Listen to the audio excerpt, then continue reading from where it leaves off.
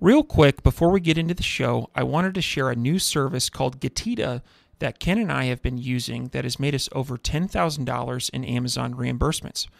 The service requires no monthly subscription, and Getita collects a small percentage of the money they recover for you. It takes less than 5 minutes to set up and works on all Amazon marketplaces. Go to Getita.com, Getida, and enter promo code FTM400. That's FTM for Firing the Man 400 to get your first $400 in reimbursements commission free. How much money does Amazon owe you? But I think in general, the next few months will be a bit turbulent. And I think you're going to see a lot more aggregators going out of business or selling to other aggregators. And the aggregators that are really good at operating will continue to keep on with the mission that they sought out to do, and they'll do great. But that's not most aggregators, I'd say. Unless you have a big team, they're totally different business models and they're ran completely different. So I wouldn't really recommend that. Now, if you grew up with doing both, that's great. You have the skill set. But when you're first starting out, I always recommend, like when you first sell a business and you first start buying businesses with that new capital, I always recommend buying what you know first before you go off and explore. We help people sell a business, but ultimately we're there for an entrepreneur through like their entire journey, like whether they're, still in the aspirational phase or, they're like some of my friends who are angel investors now who got their initial funding by selling their businesses with us. Welcome everyone to the Firing the Man podcast, a show for anyone who wants to be their own boss. If you sit in a cubicle every day and know you are capable of more, then join us. This show will help you build a business and grow your passive income streams in just a few short hours per day. And now your hosts, serial entrepreneurs David Schomer and Ken Wilson. Welcome, everyone, to the Firing the Man podcast. On today's episode, we have the privilege to interview Greg Elfrink. Greg is the Director of Marketing for Empire Flippers. Empire Flippers is an Inc. 500 company and the number one curated marketplace for buying and selling established, profitable online businesses.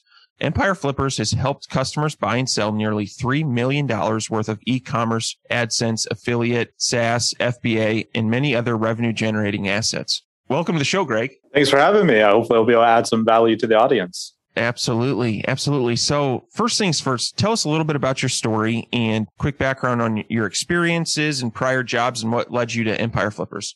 Sure. So I have a very stereotypical internet marketing background in that I was an oil field roughneck in Alaska for 10 years. So almost like the same industry. I just hated the oil field. I worked in the Arctic Circle, North Dakota, Gulf of Mexico, all over the place, and wasn't particularly good at it. So I didn't like it. So I self-taught myself internet marketing, SEO and content marketing being kind of like my main background. So I ended up joining EF about 6 years ago, leaving the oil field. When I first started, I was just like, a humble blogger. I was just writing the blog posts for the company. And over the years, I have grown to become the head of marketing over here. And I haven't really ever had any other marketing job before this. Tried a lot of different stuff, obviously. I've always been a bit entrepreneurial. But yeah, EF was the thing that got me out of the oil field and rocking in the marketing world. Awesome. That's a really cool background. So 10 years up in, that's wild. All right, Ken, over to you. Let's get into this. Yeah, no, I was thinking the same thing. That's an interesting journey, 10 years in the oil field and then into marketing, but. It's funny. So when I got the job, one of the only nice bosses I ever had in the oil field, and I told him I got the job to do marketing. He's like, "Oh, that's so cool. You always wanted to do that." And since we're a remote first company, like Empire Flippers digital nomad company, they brought me out to Vietnam for training. And so I told him that. He's like, "Wait a second. Is this real, Greg? Like, what are you doing?" I was like, "I don't know. I guess I'm going to find out. Just bought the ticket." Oh, yeah. No, that's cool. Yeah. And so it sounds like it was a pretty good fit because you were kind of moving around and, going, you had mentioned Arctic Circle, Alaska, North Dakota. And so with your previous job, you were kind of moving around quite a bit anyway. Yeah. I wouldn't say it was because of one job. I kind of like oil field is very feast and famine. Like you're either just like you're working all the time or you're desperate to find something to do. Like it's like there's no middle ground. So I went to the Gulf of Mexico when I was like 18 because that was when one of the first oil crashes happened. So I flew down from Alaska, where I'm from, to Gulf of Mexico. And then eventually I went back up to Alaska and then I quit for a bit. I always had these thinking like, I'm never going to do this again and I'd go do something else. And it would inexorably pulled me back in. So during the North Dakota boom in the Bakken area, I went down there, and all sorts of crazy stories there, man. That place was so crazy. I actually was making like 60, 80 grand a year while living on a park bench in front of Walmart because there was literally nowhere else for me to like stay. So like I had all my bags and I called every single hotel in town, and they were like, "Oh no, we're all booked up." And I was like, "Okay." And this was like around July or something like that. And I asked the hotel I was in, like, "Okay, when's your next opening?" They're like, "Oh, let me check. Like, looks like January 1st of next year." So the oil companies just like bought all the hotels. Like, oh my god! So I was just like living on park benches in the lobby. I convinced the hotel clerk to let me like stay in his trailer for a few days, and then I met the mayor of Williston, North Dakota, and he gave me a Suburban, which was such a huge boon because now I can sleep in the Suburban. Nice. Yeah, that's interesting. Hey, you know, like I said, boom or bust. So, and you made it happen. That's what matters, right? Well, awesome. So you transitioned from that kind of lifestyle into marketing and with Empire Flippers, and I'd like to pivot a little bit into that one. So we're taping the show today is May 9th. This show will probably air like early mid-June. Greg, can you kind of go over the current state of the market? You know, with digital businesses, is it slow? Is it busy? What's changed in 2022?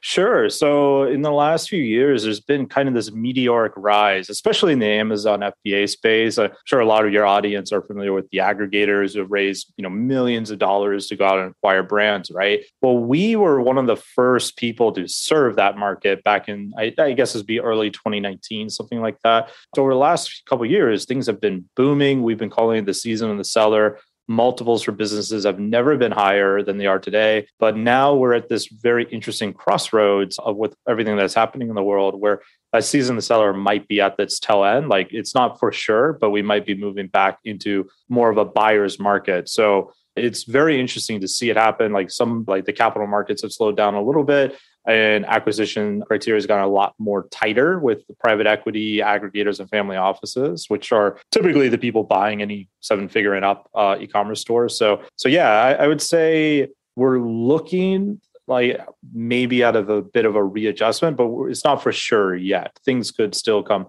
howling back. There's still a lot of aggregators raising money, but that's where the kind of the temperature is at the moment, this state of unsure. Sure. Yeah, it's interesting. Yeah, because we've been in a really crazy market the last 12, 18 months. And so, I guess the universe is always shrinking and expanding. And so we're in one of those periods now. So awesome. David, over to you. So as we talk about the state of the market, I think it's hard to talk about that without diving deep into the aggregators and what's going on there. Thrasio's made some recent announcements, making some layoffs. So curious on like the next 6 to 12 months, how you see this playing out. Sure. So a quick funny story. I have a lot of friends at Thrasio and a lot of the aggregators. So I went to my buddy's LinkedIn profile to see if he had mentioned the layoffs that Thrasio announced. And he didn't post anything, but like a few hours later, he messaged me, "Don't worry, I'm still here," because he can see me viewing his profile, right?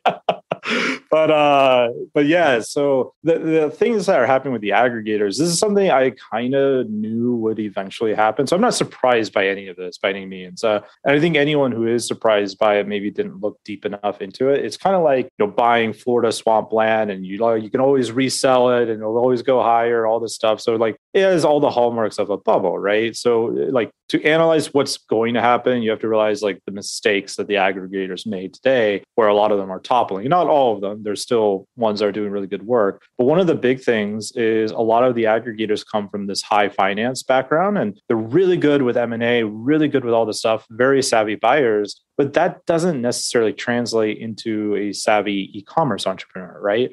It's not the same skill. They're totally different in a lot of ways. And so a lot of their spreadsheet math, as I jokingly call it, doesn't turn out right when you're actually running the PPC ads on Amazon, actually getting the inventory into the warehouse, all that kind of stuff. So integration is a big issue with a lot of high-end M&A firms or high-end businesses buying other businesses.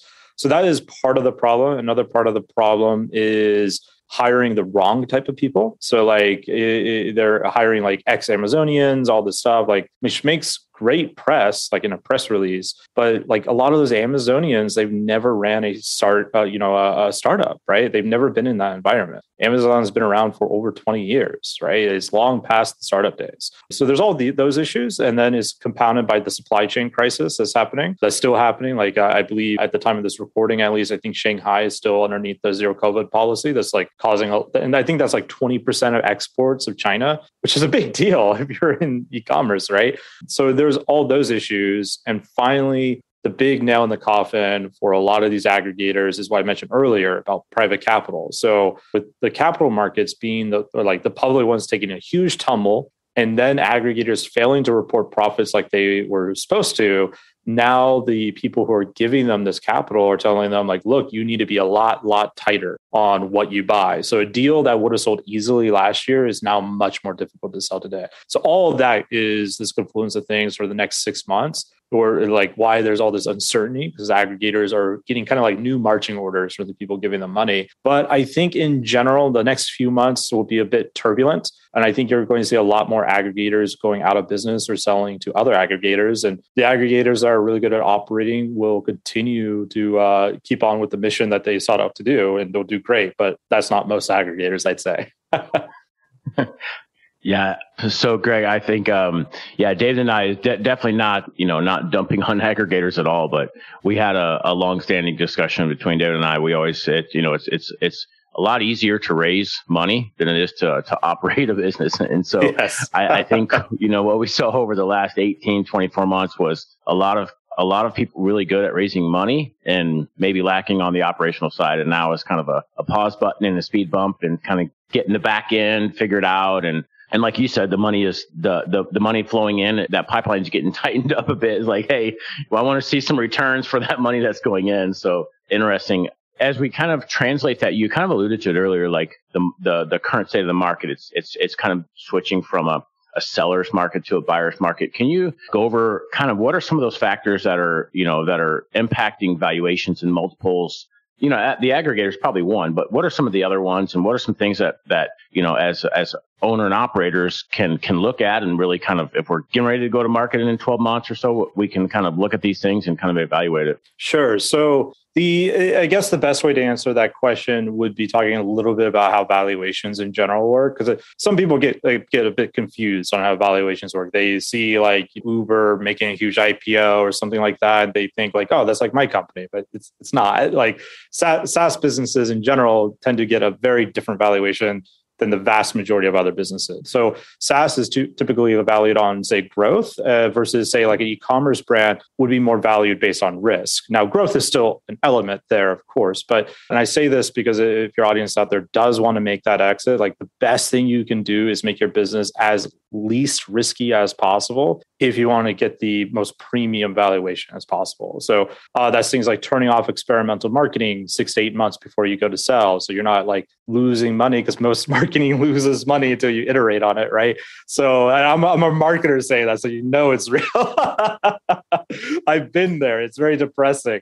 So like stuff like that, like getting your SOPs clean, your books clean, all that kind of stuff. Things that impact multiples that a lot of people don't consider are things like revenue diversity and traffic diversity. So revenue diversity is like, all right, I have, let's say I have one product in my FBA store. As a buyer looking at a one product business, unless I have a ton of money, that is a very risky proposition for me. Like a $800,000, $2 million, $3 million, one product only business is very risky. Because what happens if that product goes out of style, right? Very similar to traffic diversity. Traffic diversity, if you're only getting all of your sales from Facebook ads, and suddenly your Facebook ad account is suspended, like, well, you might not have a business in a few weeks, right? So that's a big risk as well. So these are all things that come in with multiples, and things that affect it, obviously demand, buyer competition. And with everything going on in the private capital markets, like I mentioned earlier, that is causing less of that competition forces. So that can actually be a good thing if you're not an aggregator and you're looking at buying a business, because now sellers are kind of looking like, well, who's going to buy this deal? And they might start becoming more open to better deal structures to say, a bootstrap entrepreneur might not have the same kind of funding as an aggregator. Very nice. Very nice. So, you talked about some of the things that owners should be looking to do as they approach an exit. What about some tips for operators or investors that are looking to buy? What advice would you give them? Sure. So if you're brand new to buying, I always tell people to start, small, unless you have a good war chest or whatever. I'm a big fan of splitting your budget into thirds. So if say you have, I don't know, $600,000 to spend on a business, split that into thirds where you have, $200,000 per bucket, whatever, right? So, and the reason why you want to do that is because your first time you acquire a business, even if you've ran like a successful FBA business, but you've never acquired one, you're probably going to make mistakes, right? That's just natural when we do anything for the first time, that we make some kind of mistake. Now, if you use someone like us, we try to prevent that, but it's not like we can prevent all mistakes, right? Especially when you are running the business, like you're off on your own at that point. So I try to get people to bake in margin of failure wherever you can. One is on your budget. Also, I recommend having not just acquisition capital, but working capital. So I usually recommend, say, like 20% of money, like whatever the price of the business you're buying, in reserve. And that's very, very useful for your heart when the stressful day comes, when like Amazon changes something. Like I had a friend, he sent me a Facebook message a few weeks ago. He's like, I'm screwed. Like Amazon has changed their entire launch policy. My whole launch strategy doesn't work. Like I've never ran an FBA business, but I know exactly that feeling from being an SEO. When all my SEO friends say Google killed SEO because the algorithm changed, right? Like I know that feeling of dread. And if you have like some capital in reserves for that like stormy day, that's going to help you a lot, because now you have time to think, you have flexibility, you can hire someone to help you. You have a lot more options than if you use all of your budget on the acquisition. I think that's a big mistake for entrepreneurs. Yeah, definitely interesting. And I like how it's, David is definitely on the conservative side in terms of planning and doing that. And so, holding that side, that's definitely a good model to follow versus being risky. So I like that. A couple of questions, going to pivot a little bit, Greg. You had mentioned, you have some background in the SEO and marketing and publishing. So I'm curious, we've implemented a little bit of AI content into some of our niche websites that are feeding our e-commerce businesses. And as we scale that out, what have you seen in the marketplace in terms of, I guess like the AI content piece and maybe the Google? How do you see that meshing with Google's algorithm in the next 6-12 months? I think Google will talk a big game on how they can recognize it, but they won't be able to recognize it. And they'll do a bunch of scare tactics like they do to a lot of SEOs to like out them. Like, I don't know if you guys are into SEO enough where you're using some like private blog networks. So like basically like fake websites that be linking to your main website. That was a really powerful strategy back in like 2016. But Google did this funny thing where they're like, we know you're using PBNs, and they would target like big companies that were selling PBN links. And that's how they proved that they knew they could do it. But really, they just like found the people using that service and then like got them, and that created a whole wave, but they couldn't actually tell. But people believed it. And then people would like remove a bunch of their PBN links. Like, oh shit, I got to do this before Google finds out. And Google's like, I got you. Like, that doesn't actually happen.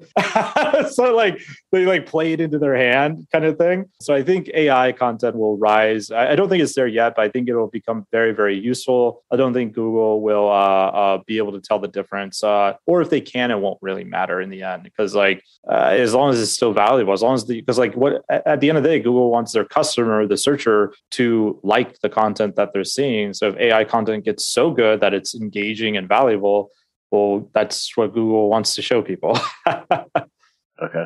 Awesome. Yeah, that's I like that answer. A follow-up question here, and this is something where, with your experience, and you said you've been with Empire Flippers for like 6 or 7 years. 6 years, yeah. 6 years. So you have a wealth of experience kind of handling deals in SaaS and e-commerce and AdSense, FBA, all of these affiliate models. With all of your experience, if all skill sets were equal with an owner operator, which one of those business models have you seen that has like the best return on time? Best return on time, I'd say content %. I think the earning potential is lower if you do affiliate and display ads versus e-commerce or SaaS. But like I have a friend, he had a website. He sold it not too long ago, a couple of years ago, I guess. But it was doing like $30K a month, and he would work like a few hours every other month on it. He's just like a digital nomad out here, like traveling in Asia. And he ended up selling it because like, I can't get it off of my mind. I meet all these entrepreneurs all the time working very little hours, but their mind is just consumed consumed by their business, even so. And that's why a lot of times they come to me to sell. But yeah, I'd say content with display ads and affiliate is probably the best return on your time because you can just leave it there and do nothing. The earning potential, I would say, is much lower though than say with Amazon FBA or e-commerce business.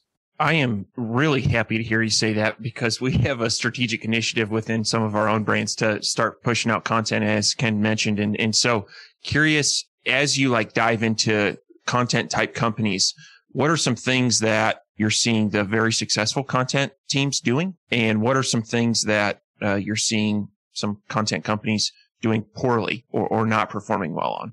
Sure. I'll answer the second part first. So I'm friends with tons of SEOs that build out affiliate websites. And it's very funny to me that they do this and they'll rank on Google for all these crazy keywords and get all the search volume. And they just kind of forget that there's this thing called marketing that they're supposed to do when the traffic actually hits the website.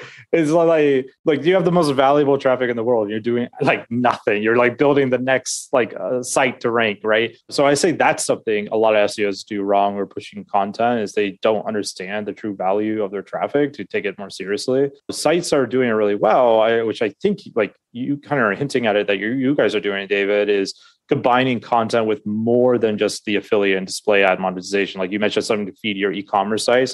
We've sold a lot of businesses that do that, and that is powerful. I tell people all the time, if you can afford it, like you say, your lifestyle is taken care of in terms of expenses and stuff. If you can afford it, always choose building an audience over building revenue, because then that audience just becomes an endless supply of potential stuff for you. I have a friend, he had a very big Amazon affiliate site, and he would look at the Amazon associate dashboard of what was selling on his site, and that would be the FBA product he sourced. So his traffic is paying him to do R&D for the product he's going to launch. And if you have this giant content site and building out this email list, which is a thing that most people don't do, but I highly recommend. If I have this cooking website, Kitchen Hero, and I have 200,000 people on my email list, and they're all already buying spatulas from me. I say, hey guys, what's your favorite spatula design? I'm about to launch a product. They give me tons of feedback. I launch it on Amazon, send 200,000 people over to Amazon. What's that going to do with my organic ranking on Amazon? It's going to crush it, right? So I'm a huge fan of building out content sites that don't just do affiliate and display ads. I think it could be much bigger than most people realize.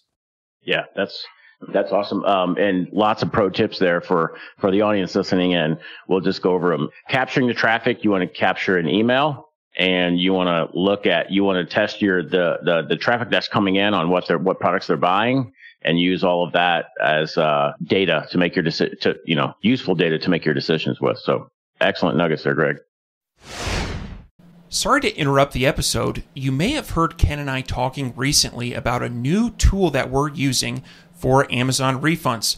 Now, I have used other refund tools like this. However, I can tell you in the first 7 days, they scrubbed the back end of my Amazon account going back 18 months and found $5,000 of refunds. And the nice thing about this is it's my money. Amazon made a mistake and they are just auditing my account. The other thing I really like about this tool is there is no monthly fee. They only charge a commission if they are successful in getting you your money. Go to Getida.com, Getida, and enter promo code FTM for Firing the Man, FTM400. This is an awesome tool. Can't say enough good things about it. Now, back to the episode. As we move along, let's pivot a little bit into Empire Flippers and kind of discuss. So can you discuss, who is Empire Flippers? What do they do there? And then, who do you guys serve and who do you guys help? Sure. So we help entrepreneurs both on the buy and sell side and investors on the buy and sell side as well to transact, to do the M&A advisory services to help move businesses. So one of the things that we like to view ourselves as is kind of like a consultant for entrepreneurs, because when you go sell your business, it is an extremely emotional experience. it is often 60-80% of your net worth a lot of the times, or maybe even more. So this is not a decision that is taken lightly. So we help entrepreneurs through all the whole process, even after the process, because there's something that happens after you sell your business that most people would be like, what? No, that doesn't exist, but it totally does, which is where an entrepreneur is like, they get the $3 million, $5 million, whatever it is. And then they're like happy for 5 minutes. And then they're super depressed. Like, oh my God, what do I do now? Like, they're just like listless because like this was such a big part of their identity. So one of the things we also help entrepreneurs with is like, okay, what are your plans for after selling? Like, if you come onto an exit planning call, we'll be asking you like, why do you want to sell? Like, what goal is this getting you closer to help you start dreaming up of those possibilities of what happens? And your life does change a lot when you sell a business because you just go through what I call the doors of possibilities where things open up to you that just never were available to you before because you have so much liquidity. So that's what we do in a nutshell. We help people sell a business, but ultimately we're there for an entrepreneur through like their entire journey, like whether they're, still in the aspirational phase or, they're like some of my friends who are angel investors now who got their initial funding by selling their businesses with us. Very nice. Very nice. I had a conversation at Prosper this year, and I'm interested in your thoughts on this, or how would you counter this? We were talking about selling our businesses, and I asked, do you think you're going to go through a broker? And they said, no, I'm not going to because they charge X percent. And I know my business better than anyone else does. So what would be and also I'll point out that they had never sold a business. How would you respond to somebody like that? So this is a super common thing I come across, as you might imagine, right? So I actually have a name for it because I'm a marketer. I like naming everything with cool names. So I call it the off-market fallacy. And on the surface, what that entrepreneur is saying makes total sense. Like, why would you come to EF with, say, a $500K business that they're going to take 15% of? Like, oh my God, like, why are they taking so much, right? But here's the thing, and you mentioned it, David, like they've never done it before. So that's a problem because they only get one shot at it. It's not like a PPC ad campaign where they like have a campaign that failed. Like, okay, I'm going to start up like 20 more this week. But you have one business usually that you can sell. So you don't have a lot of experience with it. And you're going up against people who do have a lot of experience because some of these buyers are buying a couple businesses a week sometimes, like they are getting their reps in. You haven't gone to the gym yet. You don't know where the gym is yet. You haven't sold it yet. Anything. So the other thing I would say is like, there is this trick. So anyone that's in marketing probably understands this concept of urgency and a scarcity, right? Like, so a thing that buyers will sometimes do is say you have a 7-figure e-commerce business of some sort. They'll offer you a private deal. Hey, here's $1.4 million, but you have like 3 days to accept. So urgency and scarcity. I have one offer, 3 days. Oh my God, I can be a millionaire. That's a lot of money for a bootstrap entrepreneur, right? So like that is tons of pressure. And in their mind, they're thinking like, well, of course I shouldn't go to a broker. I don't want to pay a commission. The buyer's like, that is so smart. You shouldn't do that because we would only we only pay a premium, which is their fee. A lot of buyers will say that, which is totally empirically false. I have all the data to prove it. But so the thing is, the buyer agrees with the seller and the seller makes them feel good, like I am making the right decision. And that's where this whole fallacy falls apart because really the only incentive a buyer has not to use a broker for the most part, and there's a few others, but this is the main one, is to get you for way less than what you're worth because they know that the broker is going to value you much higher because the broker knows what like the actual going rate valuation is for what you've built. And they're hoping that you don't. And that's the reason why they did this whole private deal in the first place. That's why companies like the aggregators spend literally hundreds of thousands of dollars a month building their own private deal flow because they don't want you to be on the market. They want you to be off the market so they can get a better deal. Because if you're on the market, there's all this competition that comes in. So that $1.4 million example I said earlier, that's a real story from EF. We ended up selling that guy's business for $2.1 million because he didn't give in to the scarcity. He came to us. We were like, oh, we could sell this for way more. So we did. So he got $1.8 million up front. So $400,000 more than the entirety of the deal of his original offer. And I was just in Dubai speaking at Affiliate World, and I ran into one of my customers. She had a FBA business that she got offered $600,000, same kind of deal with the scarcity, the pressure. She came to us. We sold it for $1.6 million. So Did these people pay commission to us? Absolutely. They paid way more than they thought they were going to pay, in fact. But they actually ended up walking away with literally hundreds of thousands of dollars more in their pocket. So that's the off-market fallacy. Is extremely insidious because it sounds so correct as an entrepreneur. But I would highly recommend, whether you use a broker or not, still talk to a broker of some sort. It doesn't have to be us before you sell, because it is usually your one shot to make a huge exit, right? Unless you have, I guess, like a portfolio of profitable businesses in the side. That makes a lot of sense. And I remember back in 2019 at the Prosper Show where there was this giant influx of finance bros and operators. We had a lot of finance bros that were very good at raising capital, but not a ton of operators. It was my feeling at that time. And so I'd like to dive into one other kind of piece of a deal, which would be an earnout.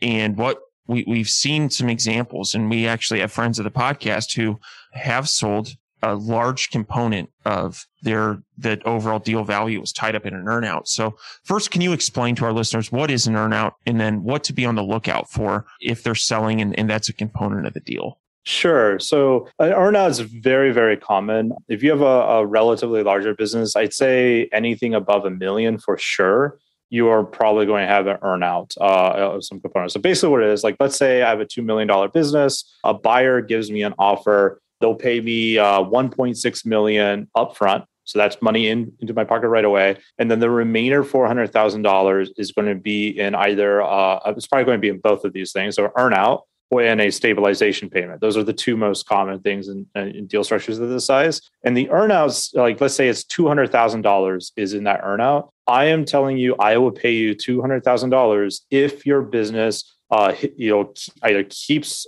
growing at this pace and we get to this point. I will pay you that $200,000, say, over a course of 6 months or a year. Sometimes it can be longer, but it's not usually too much longer than a year. Stabilization payment, very similar concept as earnout, but it just has to stay pretty much the exact same as what the buyer bought it at, hence the stabilization. One thing to watch out for on earnouts is make sure you trust the person that is giving you the earnout. So there is this other very sneaky move that the finance pros can do. It's not something I've seen often. I've seen it once on our marketplace for sure. I think it probably has happened a few times. We saved the seller because the seller was over the moon. One of these aggregators who gave them this earnout, like, oh, I'm going to make so much money, because sometimes the earnout could be where they pay you over the list price. So more than the $2 million if your business does really, really well. And so in the seller's mind, like, man, I'm going to make tons of extra money here. Of course I want to do it. But our team looked at the earnout like, wait a second, this earnout is very unrealistic. It's saying like your business needs to grow like way up here. They're like, your business, even if it kills it, will be like here. So they did that earnout specifically as a way to mitigate their capital risk, because they knew like, hey, this business is not going to hit that. So why don't we save that $200K or whatever it was and on that particular deal? Because they also knew like this probably won't hit. This is what I mean by buyers and sellers having this skill gap in this space. Just because sellers don't do it as often. So that's one thing to watch out. Make sure that the person giving you the earnout is someone you really trust. Yeah, excellent.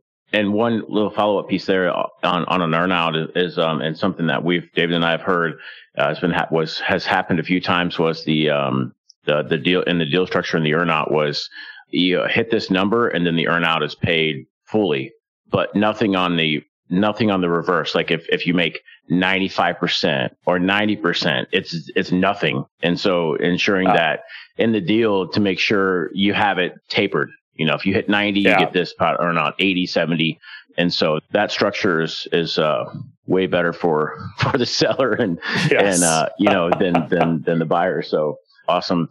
Now, a lot of these, I kind of want to take a step back and I like that term, off-market fallacy. I like that. That's pretty good. I'll remember that one. And just to touch on that piece you mentioned, like, because David and I'm sure anybody that has FBA business gets hammered with emails from aggregators. Not as much in the last few months, but maybe last year, hammered with emails about, hey, let's talk. And then you're right, Greg. They throw out, they look at it, they throw out an offer, which to anybody that's not going to market, seeing a big number come in your inbox, you're like, oh, wow. But you have 3 days, right? You can't legitimately take it 3 days and go to, yourself, your team, Empire Flippers, and say, hey, I got this offer.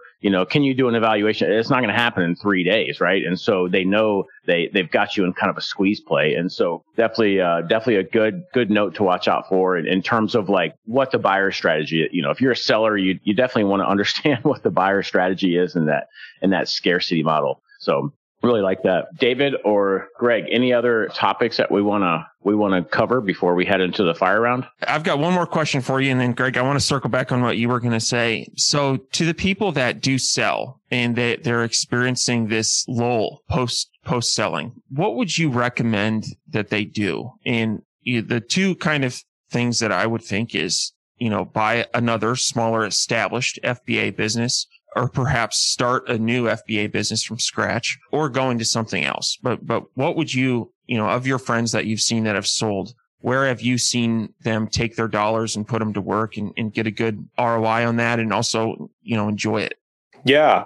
So what I always advise entrepreneurs on, and usually I say this because someone asked me like, Greg, how do I time the market? Like, okay, I'm going to teach you how to time the market for the best multiple. The answer is don't do it because you can't.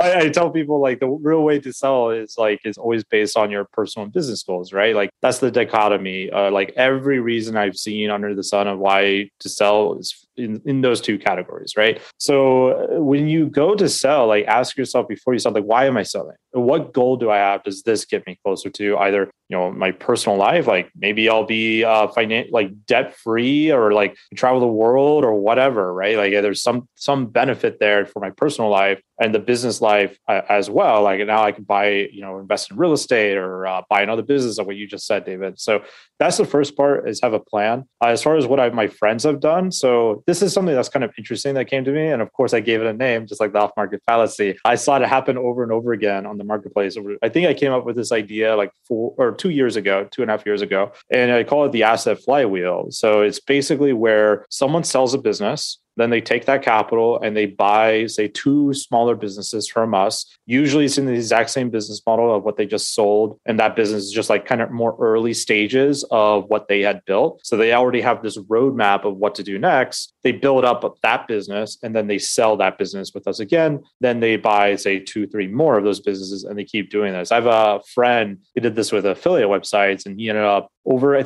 period of 2 years, he ended up selling like $700,000, $800,000 worth of businesses for us. And then he used that $700,000, $800,000 to go buy like a SaaS business. He started a technology service company. And then both in really competitive spaces. The SaaS didn't work out, but the technology service did. And because he had $600,000, $700,000, he was able to just crush it. I've seen people do much bigger numbers than him now. He was one of my friends early on in my career. I still talk to him actually quite a bit. But yeah, so that's something I see a lot of sellers do. Like I've seen people basically become financially free over like what I call the 5-year wealth plan of doing that asset flywheel. Now, I don't recommend putting all of your money back into online businesses, because one of the big benefits of selling a business is you get divorced from the algorithms, right? You're divorced from Amazon policy updates, Google updates, whatever. And you should take some of that money off the table to reward yourself for the hard work, maybe invest it in something less risky than an online business. But if you want real hardcore growth,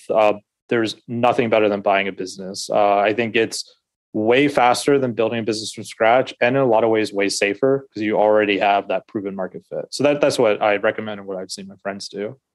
All right, very good. And then right before I had asked that question, you had another thing. So let's circle back on what that was. Oh man, I was thinking in my head like, oh God, I'm going to forget what it was. So it was something that Ken said about the emails. There was some other story that I think was about the aggregators. Maybe it'll come back to me, but it was some nugget of wisdom that I thought would be good for the audience. I don't remember what it was now. No worry. I do have one quick more follow up, Greg. And so maybe whatever you had, it might pop in there as we're going through this one. So I really like that advice. When exiting, the entrepreneur takes a good chunk of that and then buys into some other smaller businesses in that same space. And so I noticed you definitely hinted and made sure it's the same space. And so do you ever recommend, like you mentioned, like one of your friends had bought several businesses in multiple other spaces. And so can you talk to like why you recommend that and what you've seen before? Is that not a good strategy or what? Sure. So to be clear, when I say a similar space, I don't mean the exact same niche, because if you sold a business, you probably sold a non-compete. I mean business models. So one of the things entrepreneurs sometimes think of is like buying a business is like index funds. I should diversify with different models. Like I even have friends who say like, I want to have some FBA exposure and affiliate exposure. This is a really bad idea for the most part, because unless you have a big team, they're totally different business models and they're ran completely different. So I wouldn't really recommend that. Now, if you grew up with doing both, that's great. You have the skill set. But when you're first starting out, I always recommend, like when you first sell a business and you first start buying businesses with that new capital, I always recommend buying what you know first before you go off and explore something else. So that's what I meant by that. I actually have another friend. They spent like, I want to say is like 1.4 or $1.8 million buying a bunch of different businesses, like small businesses and different business models. It was terrible. Like it did not go well for him. We told him, you should not do this. And like, you don't know. Like, okay.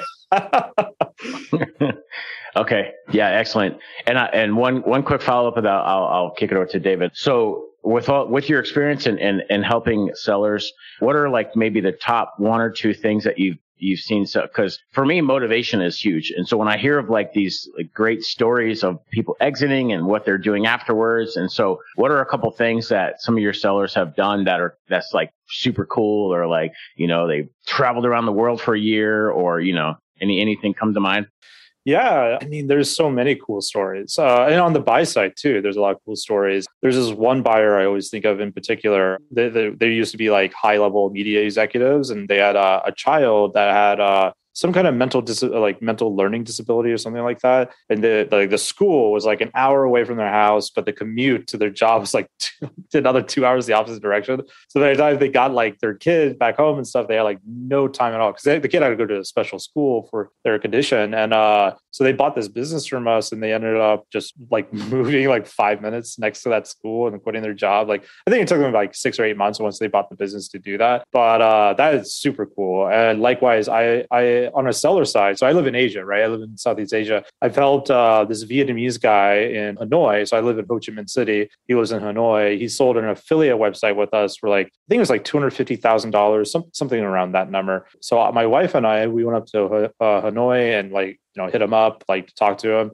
And like, this guy is like full blown Vietnamese. So like you can live very cheaply in Vietnam, right? So $250,000, like as an American, that's a big payday. For a Vietnamese, that's like potentially generational income, like that could be huge. And this guy spoke no English, absolutely none. How we communicated was his friend, she happened to be a professor of English at Hanoi. She was this other Vietnamese lady. So to meet up with her for coffee, he brought her. So like, all right, I'll buy coffee for her too. So like our whole conversation was just like through the lens of her translating. And I asked him like, well, how did you build this site? Because he was selling to Americans. He was like, well, Filipinos speak really good English, so I hired them to do it and trusted them that it was good.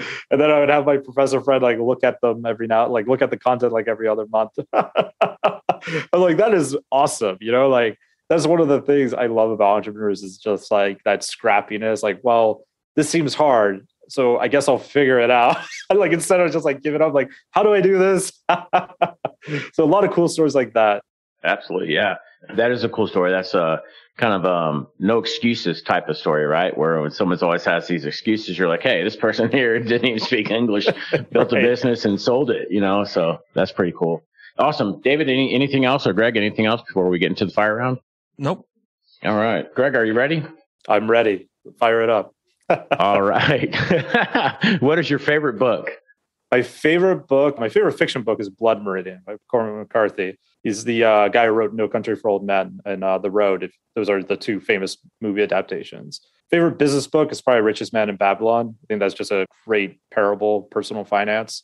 Awesome. Very cool. Yeah, I haven't heard of the first one, but the second one I read. I'm going to put the first one on my list. What are your hobbies? Well, if my first answer didn't give it away, I'm a big literature nerd. So I write novels for fun. That's one of my big hobbies. I also have this weird penchant for loving to troll other internet marketers. So I did this thing at a conference. It was this SEO conference, and I knew one of my main competitors was coming. And to like get to the conference, there was this billboard that you have to pass by. And I was speaking at the conference, so I told my second command at the time, like, hey, I need you to figure out how much this billboard's going to cost us. He said, what? Like, figure it out. So he did. And it's just like, it was in Thailand. And so we bought this billboard. So welcome to Chiang Mai, get a business valuation from Empire Flippers. All the tours like, what is this? Why is this on a billboard? And all the internet marketers were like taking pictures of it. And you can just see my competitor like passing through this, like, and so I was like on stage speaking, and I said, I'm going to teach you the secrets to making money on the internet. And I went to the next slide. There's a picture of the billboard advertising. I told everyone to go take videos with the billboard. So it led to all this like hilarious drunk SEOs, like taking videos with the EF billboard. My competitor thought it was pretty hilarious. That's awesome. That's like a next level trolling right there. Yeah, it turned. I thought I bought it for like a month. It turned out I bought it for like 3 months. I have a lot of friends who live in Chiang Mai. Like, when is this coming down? They're like sending me messages like, I guess it's really cheap to buy a billboard in Thailand. I had no idea. Oh, that's hilarious. Yeah. Any deal flow come through? Yeah. Actually, from funny enough, from the UGC, the user generated content of people like talking, like hanging out with the billboards. And when digital nomads would like go into Chiang Mai, sometimes they would post like on Instagram, like, this really is the capital of digital nomads. There's an Empire Flippers advertisement right here. That's awesome. Oh, yeah. Yeah, you got deal flow and you got to troll your competitors, so you can't beat that. It's the best. You're marketing to internet marketers who are jaded against internet marketers. So why not be a bit weird, break the frame a bit, have some fun, This is going to be boring, right? Yeah, that's awesome. I love that.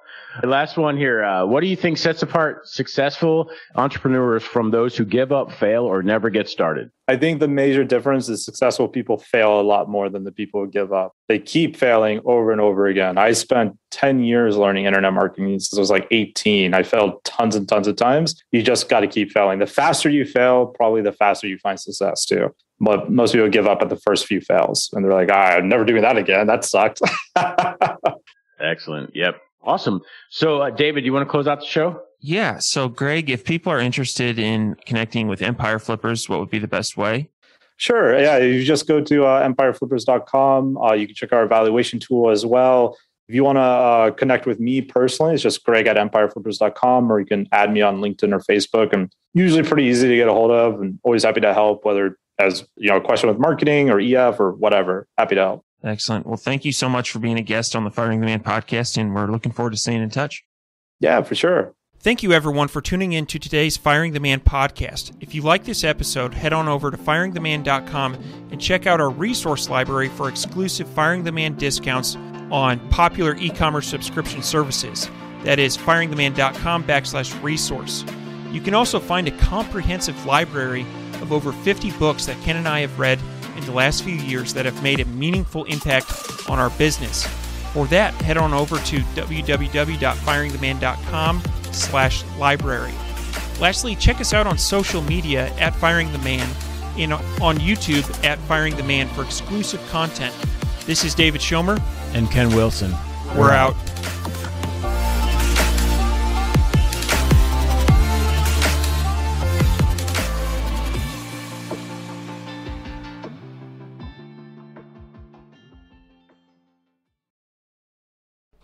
Before you go, we wanted to share a new service that Ken and I have been using called Getita that has made us over $10,000 in Amazon reimbursements. The service requires no monthly subscription, and Getita collects a small percentage of the money they recover for you. It takes less than 5 minutes to set up and works on all Amazon marketplaces. Go to Getita.com, Getida.com, and enter promo code FTM400. That's FTM for Firing the Man 400 to get your first $400 in reimbursements commission free. How much money does Amazon owe you?